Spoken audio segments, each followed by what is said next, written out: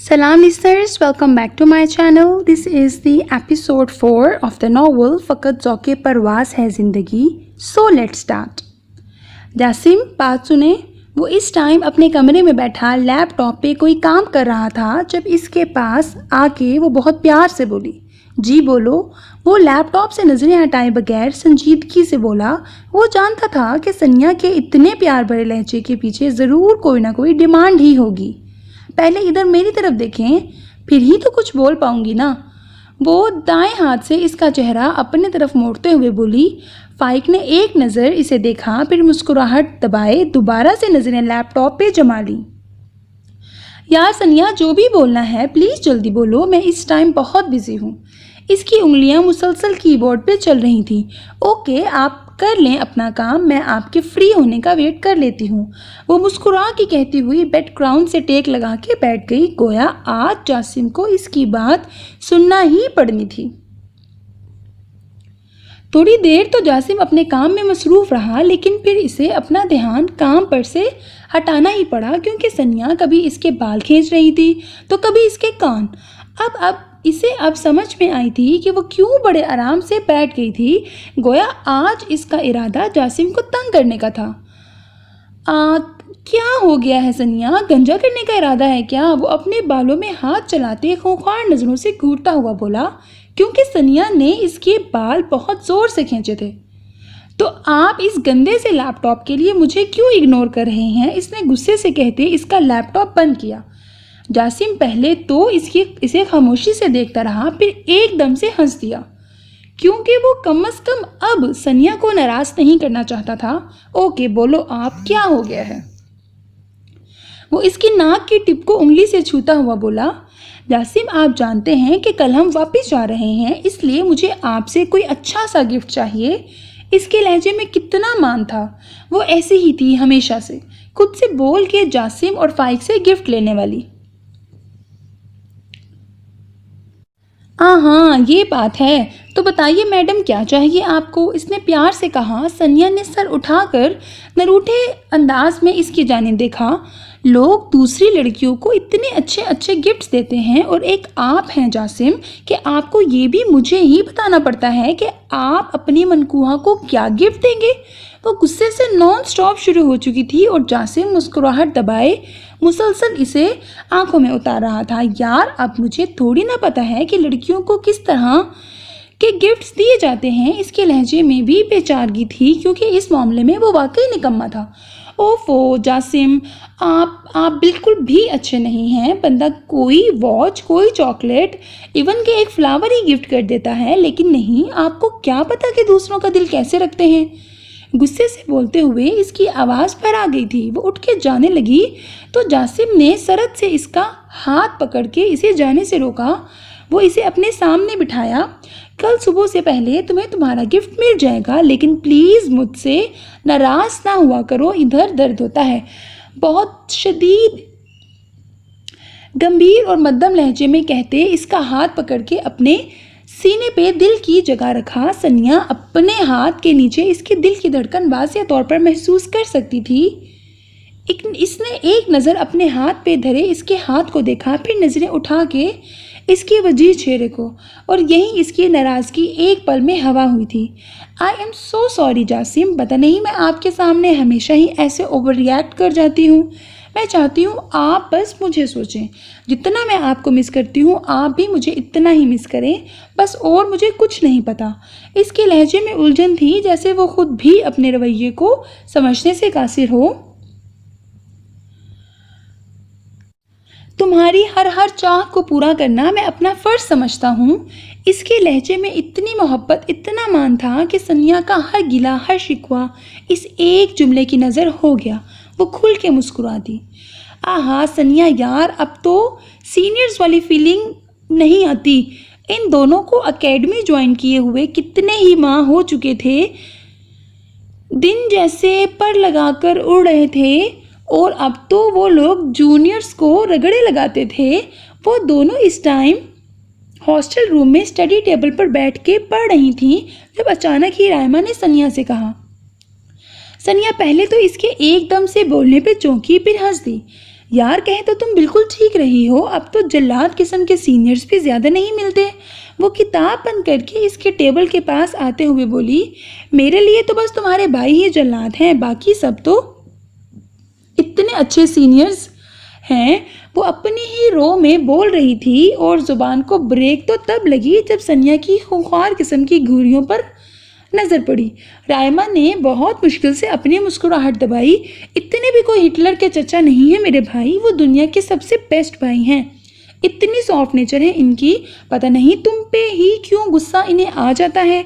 अपने भाई को डिफेंड किया गया था। हाँ भाई, उसका भाई बेस्ट तो वाकई था। आखिर एक इंसान पाकिस्तान एयरफोर्स एकेडमी में हो तो बेस्ट तो वो खुद ब खुद ही बन जाता है ना। हाँ हाँ, जैसे तुम्हारे भाई मेरे साथ बिहेव करते हैं ना। मुझे तो लगता है किसी पिछले जन्म में मैं इनका JF-17 लेके भागी हूँ, वो हंसते हुए बोली, जबकि सनिया ने इसे बेदरेक घूरियों से नवाजा। शर्म करो बदतमीज़ लड़की, अगर ऐसी बात होती ना तो तुम कम से कम भी 3-4 दफ़ा पाइक भाई के हाथों कत्ल हो गई होती। सनिया ने भी बदला पूरा किया था और वो जो नोटबुक पे कुछ लिख रही थी, इस बात पे शौक से सनिया को देख के चिल्लाई। माना कि वो उसका भाई था, लेकिन रायमा भी तो उसकी फ्रेंड थी ना। सनिया की बच्ची वो चिल्लाई, इतनी हिम्मत नहीं है तुम्हारे भाई में कि वो रायमा उबैद को कत्ल करने का सोचे भी। इसकी ये बातें अगर फाइक के गुनाहगार कानों तक पहुंच जाती तो वो बेचारा तो शौक में ही चला जाता कि इसके सामने ज़बान तक ना खोलने वाली अब कैसे बातें कर रही थी। ओ, सनिया ने होंठ सुकेड़े फिर बात शुरू की। मैं और मेरे भाई तो डर ही गए तुमसे। वो डरने की मसनूई एक्टिंग झाड़ती हुई बोली। रायमा का कहकहा बेसाख्ता था। बिल्कुल डरना भी चाहिए, लेकिन तुम मेरी दोस्त हो तो इसलिए जाओ, हमने तुम्हें माफ़ किया, पर मेरा ये एहसान हमेशा याद रखना। सनिया ने इसके कंधे पर एक चपत रसीद की। बात कहाँ से कहाँ जा पहुँची थी। इस दिन के बाद से वाकई फाइक रायमा के सामने नहीं आया था और आज भी पता नहीं कैसे बातों बातों में इसका जिक्र आ गया था। हाँ हाँ हाँ, अब प्लीज़ कुछ पढ़ लो रायमा, और प्लीज़ मुझे भी पढ़ने दो। वैसे भी सारा दिन सर खपाई लगी रहती है, इस टाइम ही पढ़ने का टाइम मिलता है। आज रायमा की बातों पे सनिया को वाकई बहुत हंसी आ रही थी। ओके, आइंस्टाइन की औलाद पढ़ लो, वो हंसते हुए बोली तो सनिया भी सर झटक के अपनी टेबल पे चल दी। दिन तो जैसे पर लगा के उड़ रहे थे। 1 साल हो चुका था इन्हें यहाँ इस एकेडमी में अपनी ज़िंदगी के हसीन पल गुजारते हुए।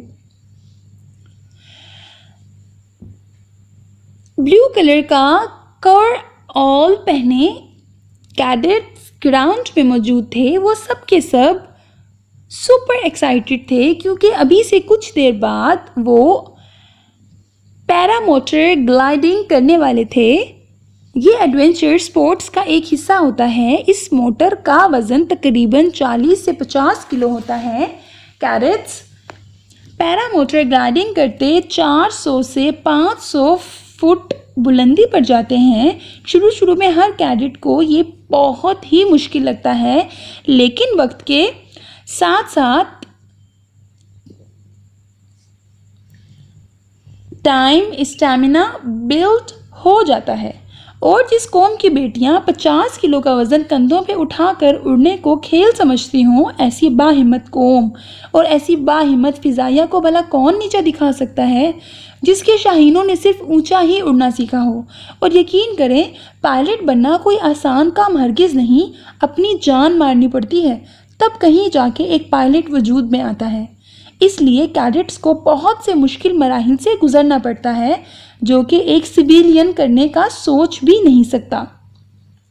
और माशाल्लाह हमारी पाकिस्तान एयरफोर्स तो वैसे ही अपनी स्किल्स और अपनी काबिलियत के लिहाज से दुनिया भर में मकबूल है। फ़िज़ाइया को किसी भी मुल्क की शान समझा जाता है। ये वाहिद इदारा है सिर्फ जिसमें अफसर ख़ुद लड़ता है। जो भी पाक फ़िज़ाइया में जाता है, उधर जाके इसे अंदाज़ा होता है कि हमारी फ़िज़ाइया इतनी काबिल क्यों है। यार सनिया, कब हम जेट उड़ाएंगे, अब तो इंतज़ार नहीं होता। हाय। तमाम कैडेट्स कतार बनाए एकदम स्ट्रेट पीछे हाथ बांधे खड़े थे। राइमा को कुछ ज़्यादा ही बेचैनी थी, इसलिए मध्यम सी आवाज़ में अपने साथ खड़ी सनिया को पूछा। सनिया धीरे से मुस्कुरा दी। माय डियर फ्रेंड, अब हमारी मंजिल बहुत करीब है। अल्लाह पे यकीन रखो, इंशाल्लाह जल्द ही आप जेट उड़ाएंगी और हम जेट बनाएंगे। सनिया मध्यम से लहजे में बोली, क्योंकि वो इंजीनियरिंग ब्रांच से थी और राइमा एविएशन ब्रांच से। इंशाल्लाह, राइमा ने दिल से कहा। तभी इंस्ट्रक्टर की आवाज़ पे सनिया को जाना पड़ा, क्योंकि अब इसे पैरामोटर ग्लाइडिंग करनी थी। बेल्ट वगैरह बांध के कानों पे हेडफोन्स लगा के जब मोटर ऑन की जाती है ना, तो एक दफ़ा कम से कम एक दफ़ा तो दिल बहुत ही खुशगवार अंदाज में धड़कता है। कैडेट चाहे इंजीनियरिंग ब्रांच से हो, से ही क्यों ना हो, इसे हर किस्म की ट्रेनिंग करनी पड़ती है। आहिस्ता आहिस्ता वो फिज़ाओं में उड़ने लगी थी। शुरू में इंसान थोड़ा पैनिक होता है, लेकिन बाद में सब नॉर्मल हो जाता है, क्योंकि एक कैडेट जानता है कि वो हवा का सिपाही है और इन हवाओं से कैसा डर। इन फ़ज़ाओं से आगे, आसमानों से आगे, कहकशाओं से आगे हमको जाना है कहीं। चीर दूँ आसमां, सुरमई बदलियाँ, बाजुओं में भरी शौक की बिजलियाँ। इन फिज़ाओं में ये कैसा एहसास है, मैं तेरे पास हूँ, तू मेरे पास है। ये हवा का सफ़र, हर तरफ है नज़र, दूर की पास की, मुझको है सब खबर। इन फिज़ाओं से आगे, आसमानों से आगे, चांद तारों से आगे, आसमानों से आगे, सारी राहों से आगे। जैसे जैसे ऊंचाई बढ़ती जा रही थी, वैसे वैसे ही दिल की दुनिया जैसे सैराब हो रही थी। तकरीबन 15 से 20 मिनट फिज़ाओं में उड़ने के बाद इसने लैंड किया था। मुस्कुराहट इसके चेहरे से जुदा ही नहीं हो रही थी। कितना मज़ा था इन हवाओं को महसूस करने का। ऑल द बेस्ट जान, कहीं जोश में होश ना खो देना। सनिया बेल्ट वगैरह से आज़ाद होके दोबारा रहमा के पास आके बोली, जिसकी कुछ देर बाद की फ्लाइंग थी, क्योंकि वो हमेशा ही कुछ ज़्यादा एक्साइटेड होती थी। राइमा ने इसे खा जाने वाली नज़रों से घूरा और इसके पाँव पे अपना पाँव मार के आगे बढ़ गई, जबकि पीछे सनिया अपनी चीख का गला घोंटने के लिए अपने मुंह पे हाथ रख गई। आज तो मज़ा आएगा। तुम्हें पता है सनिया, मुझे एकेडमी की एक तो मंडे नाइट और एक फ्राइडे नाइट ही पसंद है। वो दोनों बातें करती हुई मेस से निकलकर हॉस्टल की जानिब जा रही थी, जब राइमा ने सनिया से कहा। आज उन्होंने यूनिफॉर्म के बरखिलाफ कपड़े पहने हुए थे, क्योंकि मंडे नाइट को कैडेट्स को घर वाले कपड़े पहनने की इजाज़त होती है। राइमा डार्क ब्लू शलवार कमीज़ के साथ पाँव में कोलापुरी चप्पल पहने अपने लापरवाह से हुलिये में थी, दुपट्टा गले में, जबकि लेयर्स में कटे बाल खुले होने की वजह से कंधों पे बिखरे हुए थे। जबकि सनिया ने लाइट ब्लू ट्राउज़र पे वाइट कलर की कुर्ती पहनी हुई थी, सर पे स्कार्फ भी पहन रखा था। हाँ, चलो ये मंडे नाइट का तो समझ में आता है, लेकिन ये फ्राइडे नाइट का क्या चक्कर है? सनिया ने अब्रू उचकाते हैरानी से पूछा। वो इसलिए क्योंकि फ्राइडे नाइट को बिरयानी बनती है, और तुम तो जानती हो ना मुझे बिरयानी कितनी पसंद है। It's not just food, it's a lifestyle, it's a love यार। You eat biryani, you feel biryani, that unmatchable taste, आहा। वो बोलने पे आई तो बोलती चली गई, जबकि बिरयानी की इस कदर शानदार तकरीर पे सनिया हंसते हंसते बस गिरने ही वाली थी। होश के नाखुनों लड़की, एयरफोर्स में हो के भी किस कदर बचकाना सोच है तुम्हारी। सनिया ने हंसते हुए इसे लताड़ा तो वो ढीठों की तरह कंधे उचका गई। भाई मैं तो ऐसी ही हूँ, वो एक अदा से अपने बाल झटकते हुए बोली। सनिया ने इसकी जानिब देखा। अब की बार वो दोनों एक दूसरे को देख के हंस दी। तभी सनिया की नज़र खुद से कुछ फासले पे खड़े फाइक पे पड़ी, तो वो यकीनन इन दोनों के बिरयानी के बारे में नादिर ख्यालात सुन चुका था। सनिया ने मुस्कुरा के हाथ हिलाया तो फाइक ने भी मुस्कुराते हुए हाथ हिलाया। चलो यार, भाई से मिलते हैं, कितने दिनों बाद नज़र आए हैं वो, सनिया ने एकदम से कहा। और वो जो अपने ध्यान में खड़ी थी, एक झटके से गर्दन मोड़ के फाइक को देखा, फिर सनिया को। नहीं तुम जाओ, मैं हॉस्टल जाती हूँ, मुझे अभी पढ़ना है, वो घबरा के कहती। जाने लगी जब सनिया ने इसका हाथ पकड़ा। कोई नहीं, तुम भी मेरे साथ ही चलोगी। इसकी किसी भी मज़ाहमत को नज़र में लाए बगैर वो इसे खींचती हुई फाइक तक ले गई। मजबूरन राइमा को भी फाइक को सलाम करना पड़ा, लेकिन इसने इसे एक कैडेट की तरह ही सलाम किया। फाइक ने भी बिना किसी तासुर के सिर्फ सर हिला के जवाब देने पर ही इक्तफा किया। सनिया तो अपने भाई से बातों में मसरूफ़ हो गई, जबकि राइमा बाजू सीने पे बांधे इर्द गिर्द देखने में मसरूफ़ हो गई। हल्की हल्की हवा चल रही थी, जिसकी वजह से राइमा के बाल उड़ के उसके चेहरे पे आ रहे थे। जब वो बार बार हाथों से कान के पीछे अड़सती, फाइक की नज़रें गाहे बगाहे इसके चेहरे पे पड़ रही थीं, जिसका शायद राइमा को इल्म नहीं था या फिर वो जानबूझ के नज़रअंदाज कर रही थी। फाइक अंदाज़ा नहीं लगा सका। ओके भाई, हम अभी चलते हैं, फिर मुलाकात होगी, सनिया कहते हुए मुड़ी, जब फाइक अचानक बोला, सनिया तुम जाओ, मुझे मिस राइमा से कोई बात करनी है। और राइमा जो जाने के लिए मुड़ी थी, फाइक की इस बात पर एक झटके से सर मोड़कर हैरानी और बेयकीनी की मिली जुली कैफियत में पहले फाइक को फिर सनिया को देखा। ओके भाई, सनिया उलझे हुए अंदाज में बोलती हुई चली गई तो राइमा का दिल डूबा। राइमा इसे दिल ही दिल में कोस के रह गई। कमीनी सनिया, तुम्हें तो अल्लाह जी ही पूछेंगे, अपने इस जल्लाद भाई के पास मुझे छोड़ गई हो। और इसे कोसने में मसरूफ़ थी जब फाइक की आवाज़ ने इसे अपने ख्यालों से बाहर निकाला। घबराने की ज़रूरत नहीं, मुझे बस एक बात आपको समझानी है, इसके बाद आप यहाँ से जा सकती हैं, संजीदगी से कहा गया। राइमा ने हैरानी से एक नज़र इसे देखा, फिर नज़रें झुका गई, जो सोच रही थी ऐसी क्या बात है जो वो इसे समझाना चाहते हैं। वो दो फीमेल कैडेट्स देख रही हैं ना? फाइक ने इनसे कुछ फासले पे जाती हुई दो कैडेट्स की तरफ इशारा किया। राइमा ने नज़र उठा के उसे निगाहों के ताक़ुब में देखा, फिर फाइक को। वो समझ नहीं पाई कि वो क्या कहना चाहता है। उन सब ने स्कार्फ लिए हुए हैं ना? वो इससे तायद चाह रहा था। राइमा ने घबरा के जल्दी से असबाब में सर हिलाया। आइंदा आप मुझे स्कार्फ के बगैर कहीं भी नज़र आई तो अपनी खैर मना लेना।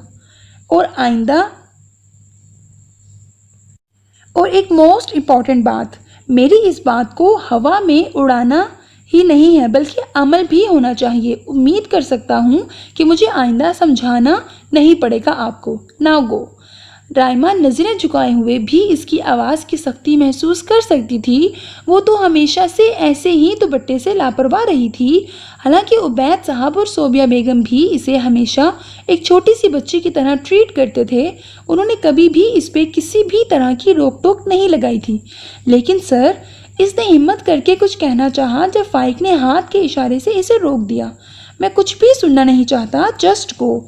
वो संजीदगी से बोला। राइमा बेचारगी से सर हिला के चली गई। मैंने खुद को इतना बेबस कभी महसूस नहीं किया राइमा, जितना तुम मुझे कर गई हो। नहीं चाहता कोई भी तुम्हें इस तरह देखे, हत्ता कि मैं खुद भी तुम्हें इस तरह नहीं देखना चाहता, जब तक तुम मेरी ज़िंदगी में एक अलग मुकाम से मेरी महरम बन के दाखिल नहीं हो जाती। इसके जाने के बाद फाइक बुड़बुड़ाता हुआ बालों में हाथ चलाता महज मुस्कुरा के रह गया। वो इस टाइम फ्रेश सा नाइट सूट पहने डिनर करने में मशगूल था। जब डोर बेल बजी, जासिम पानी का घूंट भरता हुआ उठ खड़ा हुआ। इसने दरवाज़ा खोला तो सामने ही शैतान के हीले, मतलब कि फ्लाइट लेफ्टिनेंट उसामा और फ्लाइट लेफ्टिनेंट तलहा चेहरे पे मासूम सी मुस्कुराहट सजाए खड़े थे। मतलब कि आज फिर कोई ना कोई डिमांड लेके हाजिर हुए थे। वो दोनों जासिम को बहुत अजीज थे। कुछ इन दोनों की हरकतें ही ऐसी थीं कि सीरियस से सीरियस बंदा भी हंस दे। अस्सलाम वालेकुम सर, कैसे हैं? मुस्कुराते हुए बोले, जबकि इनका कुछ खुशामदी लहजा जासिम महसूस कर चुका था। वालेकुम सलाम, तुम लोग इस वक्त यहाँ क्या कर रहे हो? जासिम भी दरवाजे के बीचों बीच तन के खड़ा मसनूई हैरत से इन लोगों को पूछने लगा। सर, ये जो तलहा है ना, इसने आपको एक ब्रेकिंग न्यूज़ देनी है। उसामा अपने लहजे को बड़ा पुरअसरार बना के बोला, जबकि तलहा ने ना समझी से उसामा को देखा। भला ऐसी कौन सी ब्रेकिंग न्यूज़ थी जो वो खुद भी नहीं जानता था? ब्रेकिंग न्यूज़ तो मैं बाद में सुनता हूँ, पहले तुम मुझे ये बताओ, तुम्हारी हर न्यूज़ डिनर टाइम पे ही क्यों ब्रेक होती है? जासिम ने इसे रंगेदा। उसामा बिना शर्मिंदा हुए ढीठों की तरह हंस दिया। आ जाओ अंदर। फाइक मुस्कुराता हुआ दरवाजे के सामने से हट के अंदर की जानिब बढ़ गया और इन दोनों ने भी इसकी तकलीद की। अब बोलो क्या बात है? जासिम बोलता हुआ बैठा। उसामा ने शरारती नज़रों से तलहा को देखा, फिर बोलना शुरू किया। सर वो एक्चुअली ना हमारा ये जो तलहा है ना, इसकी इंगेजमेंट होने वाली है और जो इसकी होने वाली फियोंसी है ना, वो इससे मिलने आ रही है, इसलिए हमें आपकी गाड़ी चाहिए। जासिम को कह कहा तो गूंजा ही था, जबकि इस बात पे बेचारा तलहा जो कि पानी पी रहा था तड़प के रह गया, क्योंकि पानी उसके गले में ही अटक गया था। जासिम समझ गया था कि असल मामला गाड़ी का ही है, क्योंकि इन दोनों को जब भी गाड़ी चाहिए होती थी वो लोग जासिम से ही लेके जाते थे। क्यों भाई तलहा, इंगेजमेंट करवा रहे हो और हमें बताया तक नहीं? जासिम शरारत से तलहा को देखता हुआ बोला तो वो सटपटा सा गया। सर आपको क्या बताता, मुझे तो खुद अभी पता चल रहा है कि मेरी इंगेजमेंट होने वाली है और तो और मेरी होने वाली फियांसी मुझसे मिलने भी आ रही है। वो उसामा को खून ख्वार नज़रों से घूरता चुबा चुबा के बोला, जबकि उसामा निचला होंठ दांतों तले दबाए कान खुजाने लगा। सर प्लीज़ दे देना गाड़ी, आई प्रॉमिस कि हम जल्दी वापस कर जाएंगे। आखिर बिल्ली थैले से बाहर आ ही गई। उसामा बहुत बेचारगी से बोला, जानता था कोई झूठ जासिम के सामने चलने वाला नहीं। हाँ ओके ले जाओ, पर गाड़ी को गाड़ी समझ के ही चलाना, जेट समझ के उड़ाना नहीं, ओके? इसने हंसते हुए स्टैंड से चाबी उतार के उसे दी और साथ ही एहतियात से चलाने का भी कहा। इन दोनों ने ज़ोर शोर से अस्पात में सर हिलाया। सर आप कितने अच्छे हैं, अल्लाह आपको हमारे जैसे ही 2 प्यारे प्यारे बेटे दे, वो शरारत से कहते हुए भाग गए, जबकि जासिम इन दोनों की शरारत पे महज सटपटा के रह गया। एक तो पता नहीं ये फाइक सर को मुझसे क्या मसला है, बस इन्हें तो मौका चाहिए सब पे, नहीं बस मुझ पे अपनी धाक बिठाने का। हिटलर के चचा ना हो तो। वो बुड़बुड़ाती हुई तेज़ी से रूम में दाखिल हुई। सनिया जो कि बाल बना रही थी जल्दी से ब्रश रखे इसके पास आई। क्या कहा भाई ने? कहीं पीठ से डांट तो नहीं दिया? इसने मुस्कुराते हुए पूछा, जबकि राइमा तो जल भुन गई। दोनों बहन भाई ही फसादी हैं। इसने कुड़ के सोचा, तुम तो हो ही कमीनी, बात ना करो मुझसे। अपने उस जल्लाद भाई के पास छोड़ आई। इतना भी नहीं सोचा कि अगर तुम्हारे वैम्पायर भाई ने मेरा खून पी लिया तो मैं क्या करूँगी? अभी तो मुझे F-17 भी उड़ाना है। वो रुख मोड़ के बैठ गई। सनिया ने तासुफ से इसे देखा, मतलब कि सारा चक्कर ही F-17 का था। वो मेरे भाई हैं, चिमगादड़ों का खून नहीं पीते वो। इसने भी बदला पूरा किया। राइमा ने एक झटके से इसकी जानिब देखा, साथ ही इसका मुंह पूरा का पूरा खुल गया। क्या मैं? इसने अपने सीने पे उंगली रखी, मतलब कि मैं चिमगादड़ हूँ? इस बेचारी का तो सदमे से ही बुरा हाल था। मैंने तो ऐसा कुछ नहीं कहा। अगर तुम खुद को चिमगादड़ समझ रही हो तो मैं क्या कर सकती हूँ? इधर भी लाइल्मी पन के मुजाहरे का क्या ही खूब आलम था। राइमा ने खूनख्वार नज़रों से इसकी जानिब देखा। सनिया कुछ देर तो इसकी नज़रों को इग्नोर करती रही, फिर हंस दी। ओके आई एम सॉरी, इसने मासूमियत से कहते अपने कान पकड़े। राइमा ना चाहते हुए भी मुस्कुरा दी, क्योंकि वो सिर्फ इतना ही नाराज़ हो सकती थी किसी से भी। ये तो बता दो कि भाई ने क्या कहा? सनिया ने फिर से पूछा। राइमा ने आंखें घुमा के गहरा सांस लिया। पता नहीं, अजीब सी बातें कर रहे थे। आइंदा स्कार्फ के बगैर नज़र ना आओ और पता नहीं क्या क्या, वो लापरवाही से बोली। सनिया कुछ देर तो आंखों में हैरानी लिए इसे देखती रही, फिर यकलक थी इसकी आंखों में शरारत जागी। मुझे तो समथिंग लग रहा है। लहजा बला का शरारती था। राइमा ने अब्रू उचका के इसे देखा। मतलब? वो वाकई इसकी बात नहीं समझी थी, इसलिए कंफ्यूज सी होके बोली, देखो ना यार, अब जैसे भाई तुम्हें ट्रीट करते हैं, आज तक उन्होंने ऐसे किसी भी लड़की को ट्रीट नहीं किया। पता नहीं क्यों तुम्हारे मामले में वो बहुत पॉजेसिव लगते हैं। मुझे तो लगता है भाई का दिलो दिमाग तुम पे आ गया है। राइमा के खतरनाक तेवरों को नज़रअंदाज किए वो बस अपनी ही हाँकने में मशगूल थी। राइमा कुछ भी कहे बगैर उठी और कमरे में इधर उधर कुछ ढूंढने लगी। सनिया ने हैरानी से उसे देखा। क्योंकि उसके मुताबिक जिस तरह की बात उसने की थी, राइमा की तरफ से बड़ा शदीद किस्म का रिस्पॉन्स आने की उम्मीद थी। क्या ढूंढ रही हो? सनिया ने उलझ के उसे देखा। अपनी G3 असॉल्ट राइफल। वो इसलिए कि तुम्हारा ये प्यारा सा मुंह हमेशा हमेशा के लिए बंद कर सकूं, ताकि आइंदा तुम्हारे मुंह से ऐसी फजूल बकवास मर के भी ना निकले। वो चबा चबा के बोली। बस नहीं चल रहा था कि सनिया की इस फजूल गोई पे सच में इसका कत्ल कर दे। सनिया का कहकहा बेसाख्ता था। हाँ है लड़की, एक तो तुम्हें इतनी अच्छी बात बता रही हूँ, बल्कि समझा रही हूँ, उल्टा तुम मुझे ही बातें सुना रही हो। बुराई ही क्या है इसमें? इतने अच्छे तो हैं मेरे भाई। फ्री में F-17 पे झूले लेना। इसने इसके कंधे पे हाथ रखना चाहा, जो कि राइमा ने झटक दिया। अस्तगफिरुल्लाह, तुम्हारे भाई के साथ F-17 पे झूले लेने से तो अच्छा है कि मैं मशाक से छलांग लगा के खुदकुशी कर लूं। वो तो सनिया की इस बात पे ही उछल गई। लो भला, अब क्या तुम्हें शादी ही नहीं करनी? सनिया ने खफगी से कहा। करूंगी, जरूर करूंगी, लेकिन किसी बिजनेसमैन के साथ। राइमा मैडम के भी अपने अजीम ख्यालात थे। अगर फाइक इसके ये अजीम ख्यालात सुनता तो अब तो वो खुद इसे अपने हाथों जाया कर चुका होता। Are you serious? एक मिलिट्री फैमिली से होके एक आम सिविलियन से शादी कर लोगी? सनिया ने हैरानी से पूछा। कर लूंगी क्या? मैं करूंगी। वो अपनी बात पे जोर दे के बोली। चलो देखेंगे, तुम भी इधर ही हो, हम भी इधर ही हैं।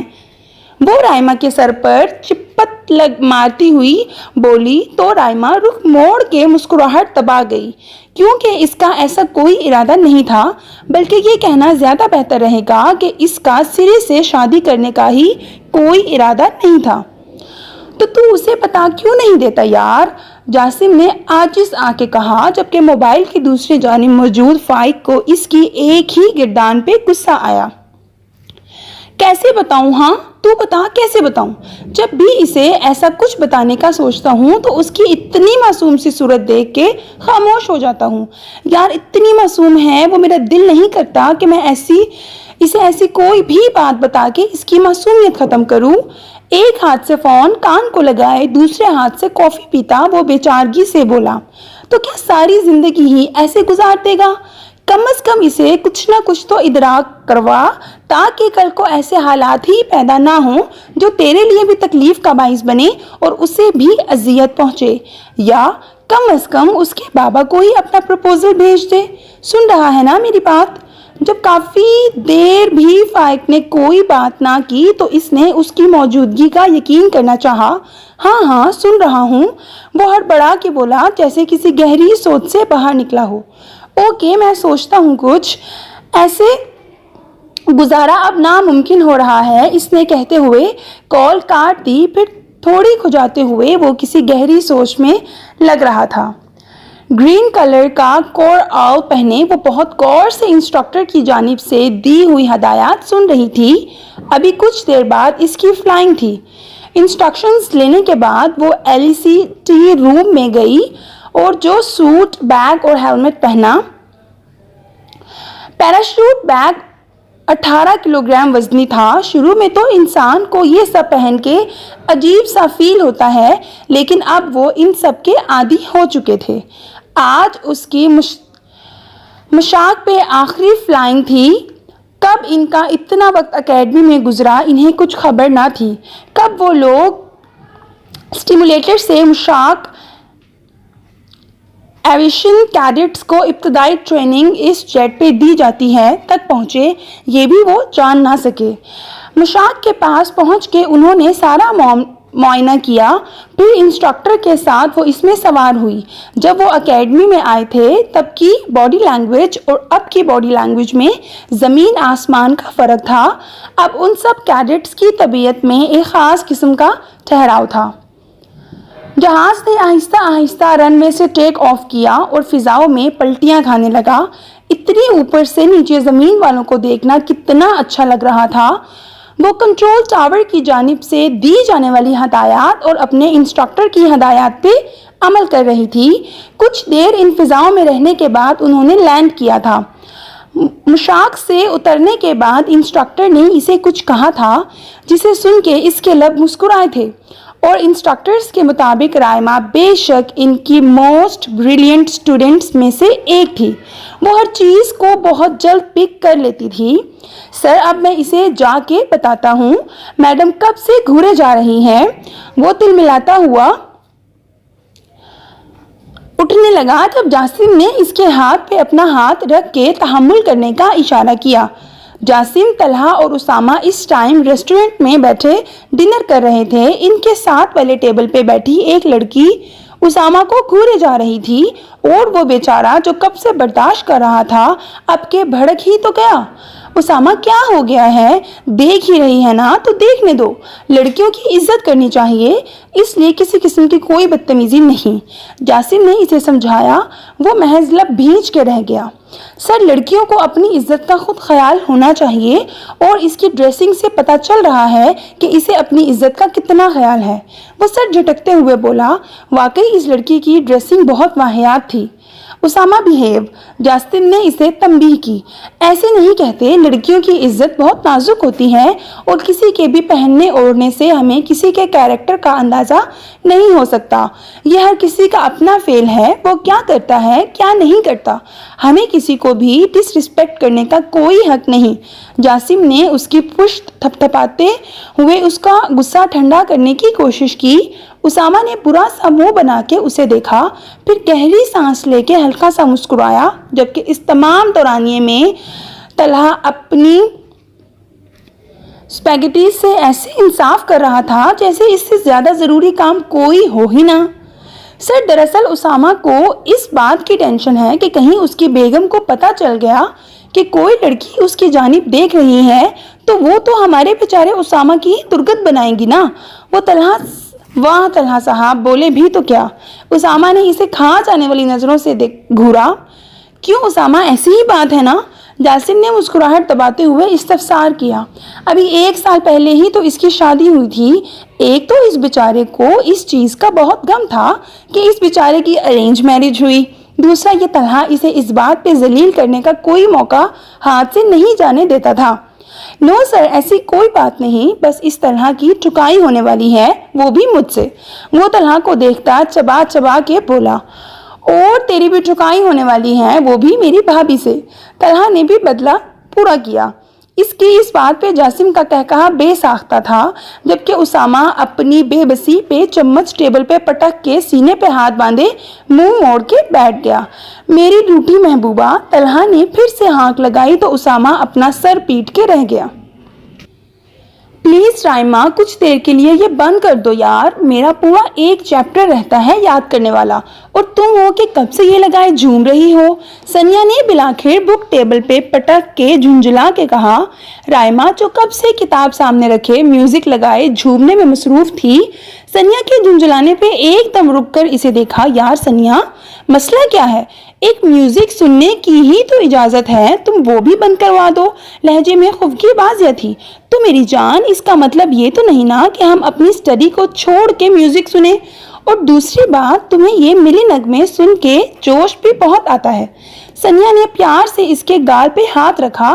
राइमा उसे देख के मुस्कुराई। पहली बात, मैं कभी भी अपनी स्टडी पे कॉम्प्रोमाइज़ नहीं करती, और रही दूसरी बात, तो ये बात तुम्हारी बिल्कुल ठीक है। यार, तुम नहीं जानती, मैं जब भी ये सुनती हूँ ना तो मेरा दिल करता है जट छोड़ूं और बम उठा के खुद ही मुल्क दुश्मनों को मारने चली जाऊं। वो हाथ हिला के जोश से बोल रही थी, जबकि सनिया का कहकहा बेसाख्ता था। हाँ हाँ, क्यों नहीं, ज़रूर जाओ, मगर फिर वापस जिंदा लौट आने की उम्मीद मत रखना। सनिया ने इसकी पुश्त पे धप रसीद की। कैसी पागल लड़की थी वो। चलो जी, ये क्या बात हुई? अपने इस मुल्क पे तो दिलो जान कुर्बान है। अगर ये जान मुल्क के काम भी नहीं आ सकती तो इस जान का क्या फ़ायदा? वो क्या शेर है, ये जान तो आनी जानी है, इस जान की तो कोई बात नहीं। इसके लहजे में वतन से इश्क के जज्बे का अंसर नुमाया था। सनिया बस इसे देख के रह गई। हाय अल्लाह जी, आप मेरे साथ ऐसा कैसे कर सकते हैं? इंतहाई शौक में इसके दिल से ये सदा निकली। आज कराकरम 8 जेट पे इसकी पहली उड़ान थी। वो बड़े जोश से सुबह तैयार हुई। आज इसकी फ्लाइंग की जानिब पहला कदम था। ब्रेकफास्ट के बाद इसका तारुफ इसके नए इंस्ट्रक्टर से करवाया गया, जबकि राइमा को तो ज़मीन आसमान घूमते हुए महसूस हो रहे थे, जबकि मुकाबिल बहुत दिलचस्पी से राइमा के चेहरे के तासुरात जांच रहा था। ओके कैडेट राइमा, ये आपके न्यू इंस्ट्रक्टर हैं और मुझे उम्मीद है कि आपकी कारकर्दगी इधर भी मुतासिर कुन रहेगी। इसको स्क्वाड्रन लीडर उमैर तो मुस्कुरा कर कहते हुए चले गए, जबकि राइमा को अपनी जान हलक में अटकती हुई महसूस हो रही थी। So listeners, that was the end of episode 4 of the novel Fakat Zauke Parwaaz Hai Zindagi by Habiba Ishfaq. Do subscribe to my channel and also hit the bell icon for the latest updates. Thank you so much.